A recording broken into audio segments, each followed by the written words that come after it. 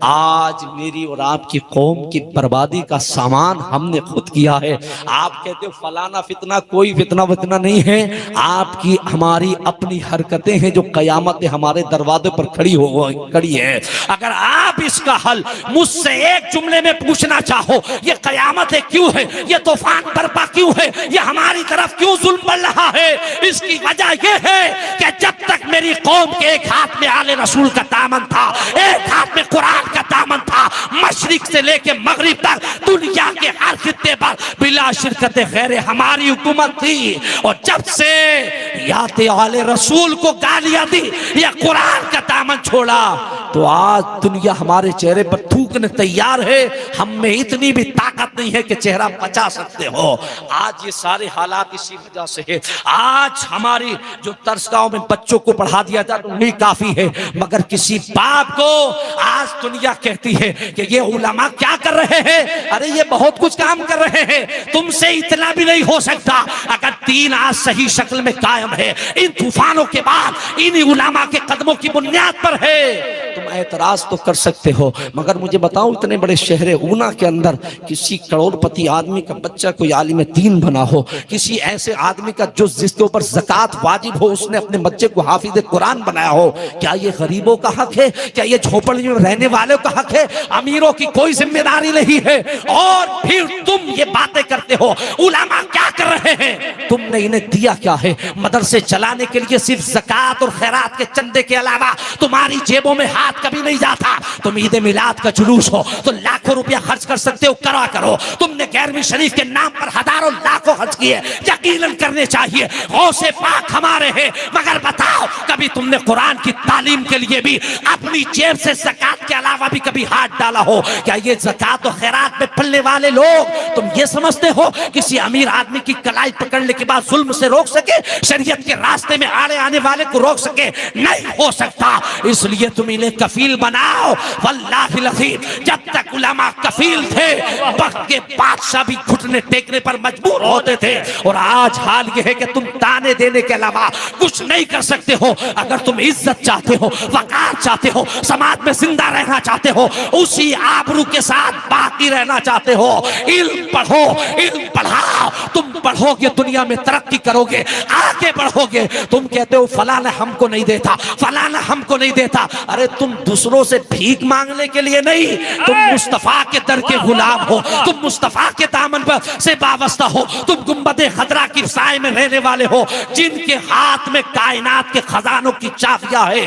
मांगो मुस्तफा रहमत की चौखट पे। वल्लाहि लज़ीम, तुम अपने बच्चों को इल्म पढ़ाओगे, दुनिया का भी इल्म और दीन का भी इल्म, तो दुनिया में तरक्की करोगे, आगे बढ़ोगे।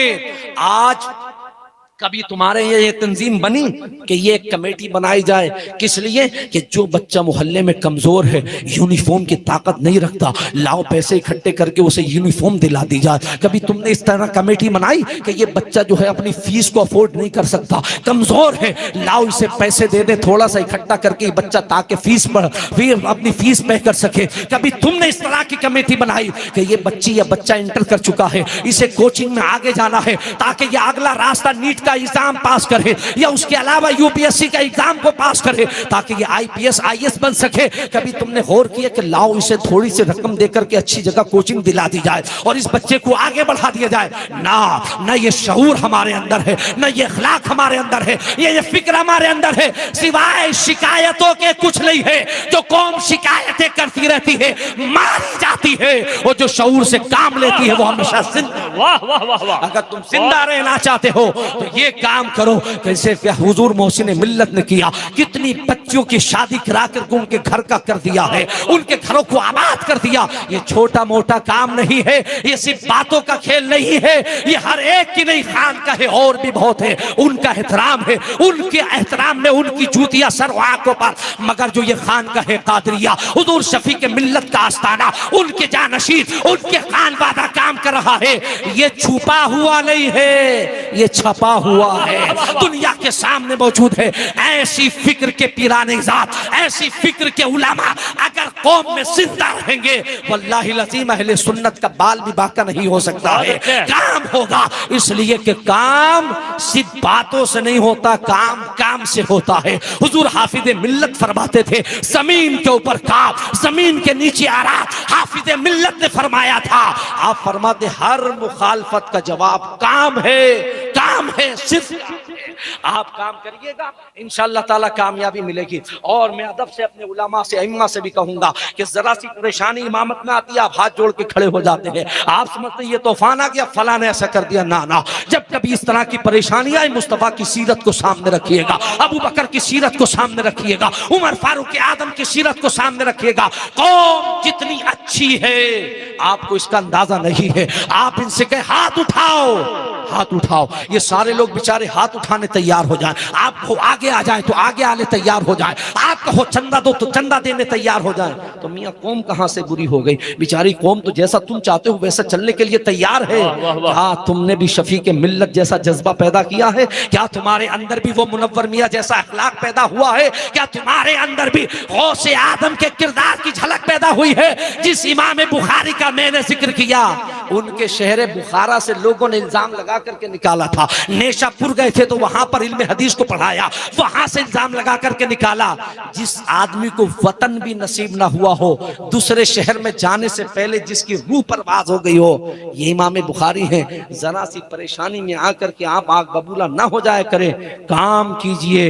हर मुखालफत का बदला काम है। अगर कोई आपकी मुखालफत करता है, आप उसके बच्चे को कुरान पढ़ाइए, आप उसके बच्चे को अली बातासा पढ़ाइए। अगर आपने 10 सूरतें याद करा दी जो कल तक चौराहे पे इमाम की मुखालफत करता था, वही इमाम, वाह वाह वाह वाह, इसलिए कि आपने उसके बच्चे के सीने में कुरान की 10 सूरतों को नक्श कर दिया है। जरूरत है, जहां कौम की इस्लाह की जरूरत है, वहां हमें अपने अखलाक व किरदार और इस्लाह की भी जरूरत है।